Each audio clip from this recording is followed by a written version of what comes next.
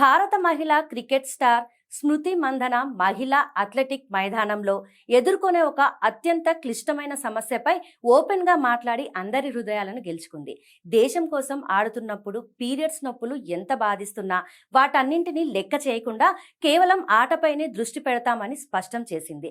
Match జరుగుతున్న సమయంలో తను ఎదుర్కొన్న ఒక చేదు అనుభవాన్ని పంచుకుంటూ ఒకసారి మ్యాచ్ మధ్యలో ప్యాడ్ మార్చుకోవడానికి ఎంపైర్ వైపు పరుగెత్తాల్సి వచ్చింది.